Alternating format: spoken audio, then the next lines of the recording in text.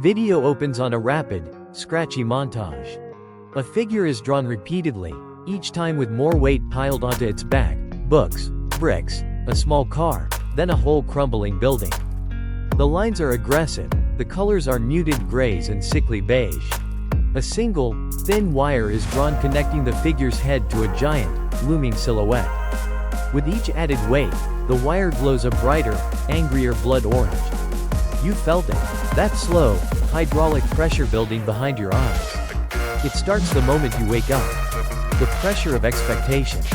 The unspoken demand from the world, from your job, from your family, from the ghost in your own mirror, to be more. To be better. To be the one who handles it. The one who steps up. We all carry this weight. But for some of us, it's a specific kind of burden. A particularly cruel kind of trap. I call it the hero's curse. It's the feeling that you, and only you, have been chosen to fix things.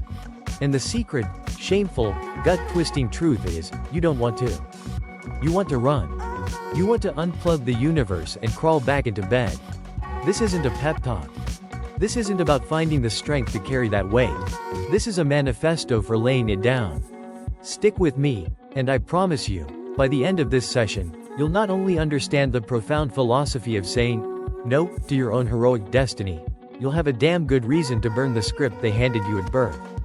I don't want to be a hero. The philosophy of rejecting responsibility. The visuals shift to a figure sitting alone in a dark room, illuminated only by a buzzing television screen. The screen shows a generic hero striking a pose.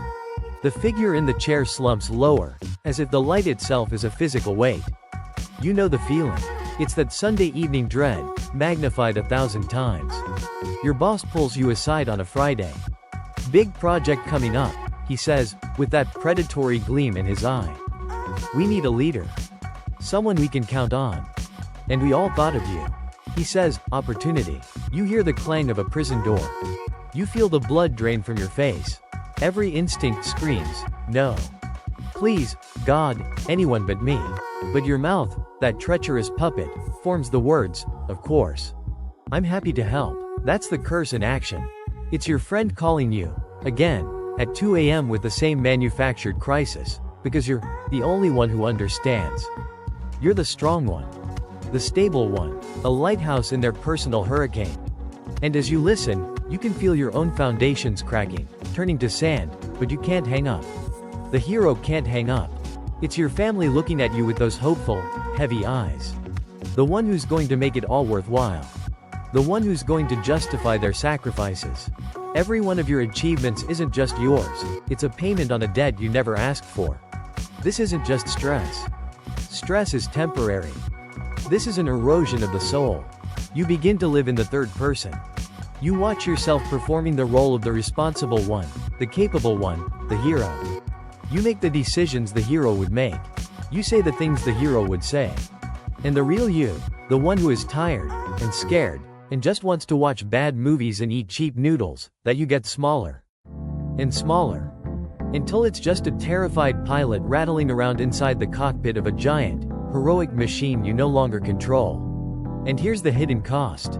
The part that festers in the dark. You start to resent the very people you're saving. Their dependency feels like a leash. Their praise feels like a cage. You smile and nod while a black, toxic resentment brews in your gut. You are a hero to the world, and a monster to yourself. You are living someone else's epic, and your own life has become a footnote. But what if the most heroic act you could possibly perform is to refuse to be the hero? What if true freedom isn't found in saving the world, but in saving yourself from it? The visuals change dramatically. We see a sketch of a massive, terrifying biomechanical creature, a twisted parody of the human form. Wires and pipes snake through its flesh. I mustn't run away, he mutters, even as every cell in his body screams for him to do just that. Watching him, we're conditioned to be frustrated. We want him to be the hero. To clench his jaw, find his courage, and save the day. But that's because we're still trapped in the old way of thinking. Shinji's refusal isn't just cowardice. It's a profound philosophical statement. It's what I call existential refusal. Existential refusal is the declaration that your own consciousness, your own pain, your own right to a life free from imposed meaning, is more sacred than any greater good the world tries to sell you. It's built on 3 core principles. Principle 1. The tyranny of the grand narrative.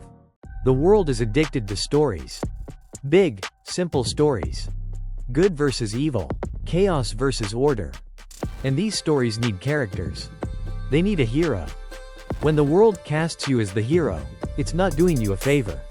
It's dehumanizing you. It's flattening you into a 2-dimensional symbol. Your fear, your exhaustion, your messy, complicated humanity. All of it becomes an inconvenient detail in the plot. His father, the architects of this plan, they don't see him. They see a component. A necessary part to play. Existential refusal is recognizing that you are not a character in someone else's story. You are the entire, messy, novel.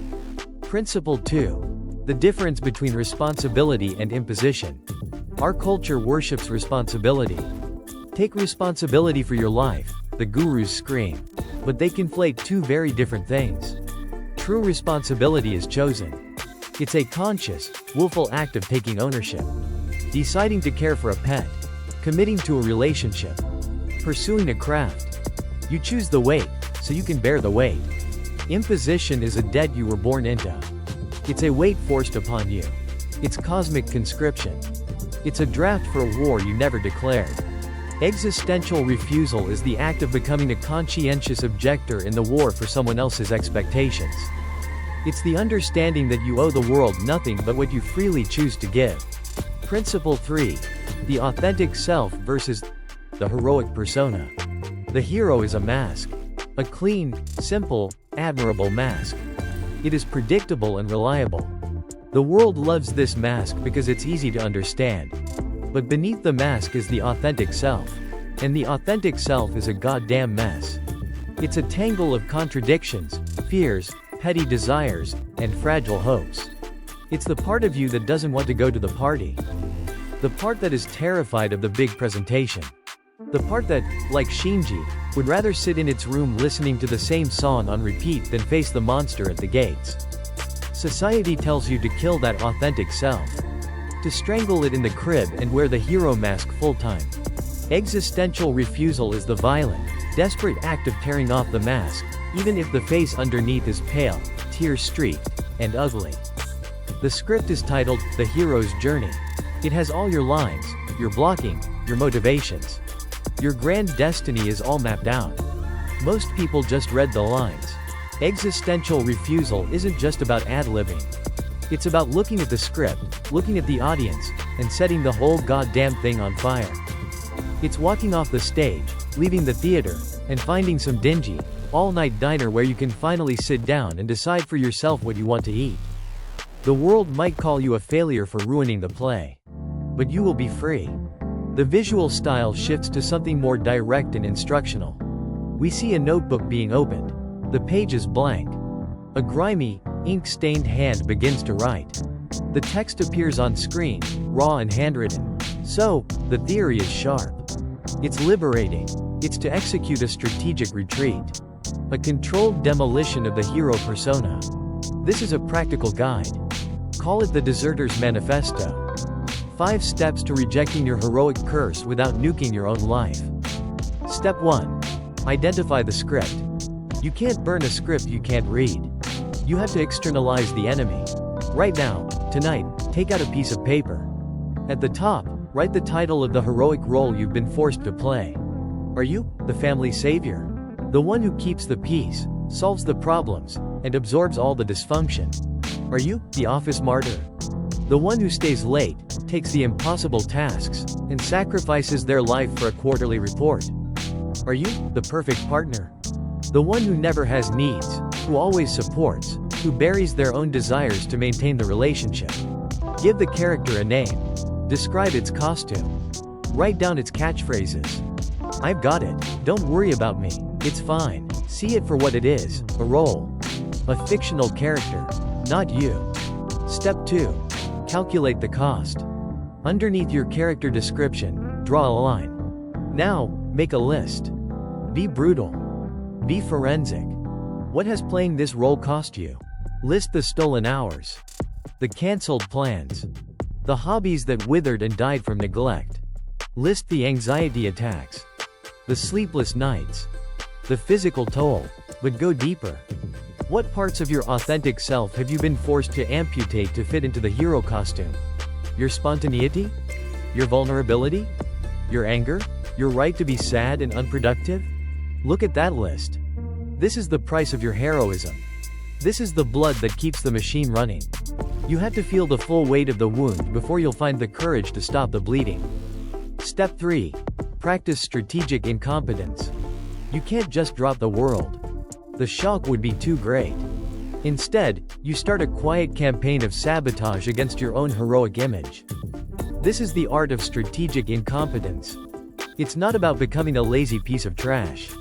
It's about consciously, deliberately lowering the world's expectations of you. Your boss asks you to lead that great opportunity.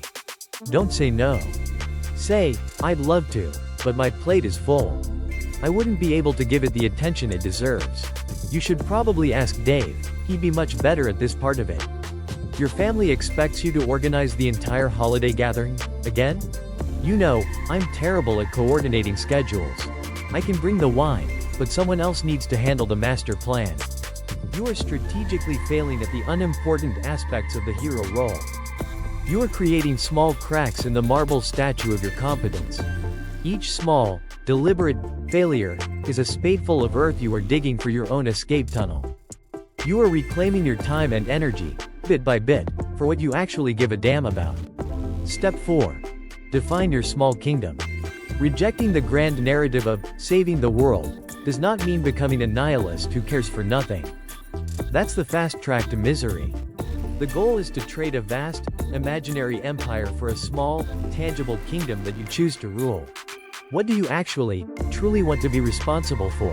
Maybe it's not your company's profit margin, but the quality of the one project on your desk. Maybe it's not your entire family's happiness, but your one honest relationship with your sibling.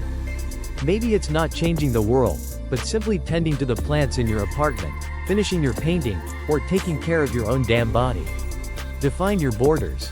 Your small kingdom is the territory you are willing to defend with your life, because you chose it. Everything else is a foreign war. You are no longer the Secretary of Defense for the entire world. You are the sovereign of a nation of one. Step 5. Embrace the unlikable choice.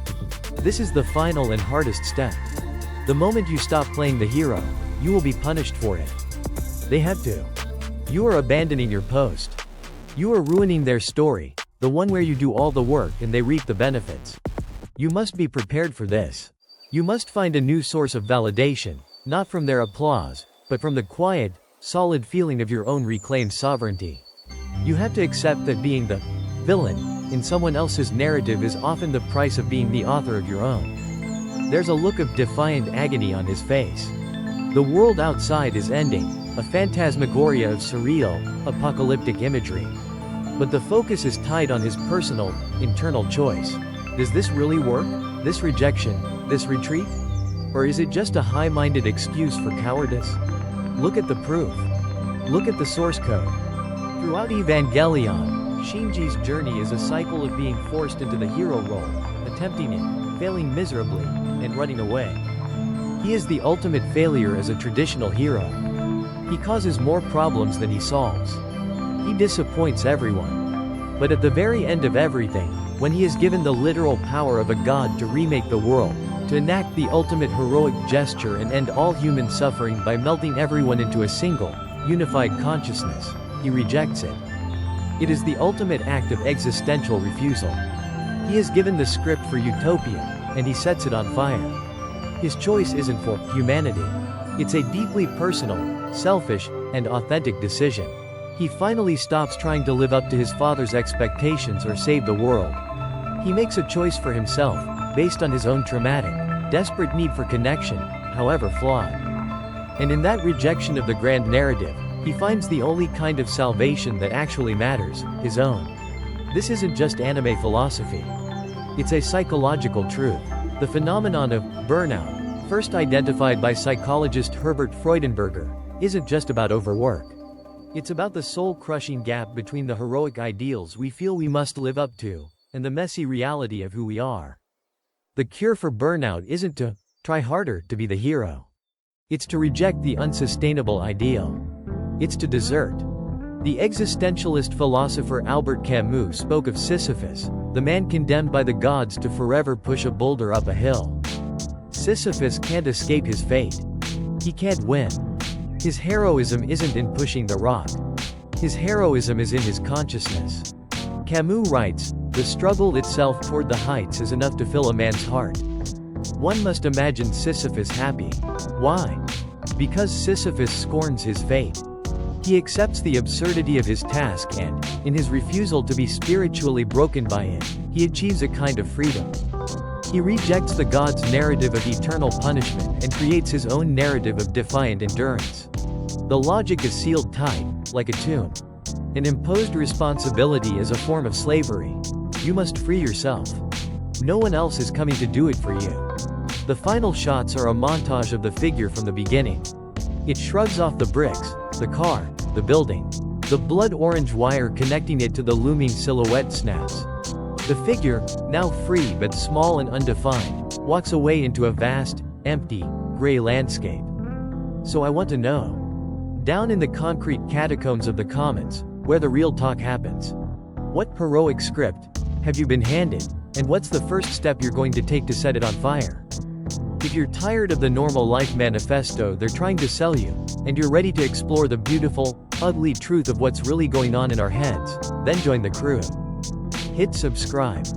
We're a home for the runaways and the deserters.